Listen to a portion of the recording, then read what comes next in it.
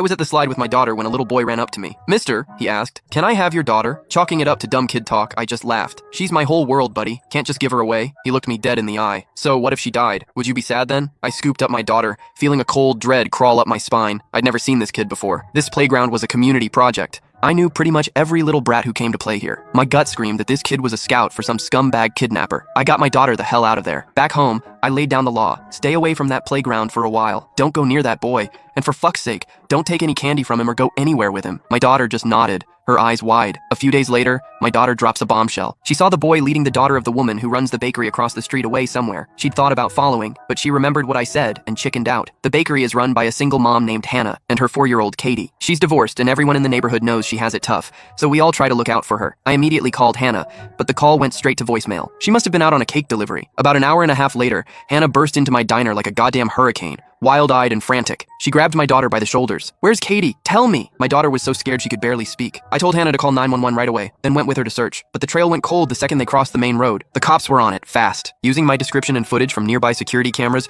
they found the boy that same night. His name was Leo. Leo swore up and down he hadn't taken Katie. His parents backed him up, lying through their teeth that their son had been home all day. The cops showed them the surveillance footage, blowing their bullshit story to pieces. That's when Leo, the little shit, finally mumbled, "I'm not 12 yet, so I don't have to go to jail, right?" Leo led us to a derelict construction site nearby and pointed to a small, freshly dug pit in the ground. "She's in there." The cops dug away the loose dirt and found a styrofoam cooler, the kind you get from Amazon deliveries. They pried the lid open. Katie was crammed inside, curled into a ball. Her eyes were wide open, her mouth slightly agape, her face a mask of pure terror. Hannah just fucking broke. She lunged at Leo, trying to tear him apart, but the cops managed to hold her back. The police had Leo recount the whole thing. His clarity, his step-by-step logic, sent a fucking icicle through my heart. Leo said he found the pit at the construction site and got the idea to bury something alive in it. First, he tried a stray cat, but it scratched its way out immediately. A failure. So, Leo switched his target to a kid. But the hole was too small, so the little psychopath tied 2 shoelaces together to measure the pit's dimensions. Whenever he found a potential target, he'd measure them with the shoelace first before trying to snatch them. He also said he only picked little girls. They were easier to control, and he added,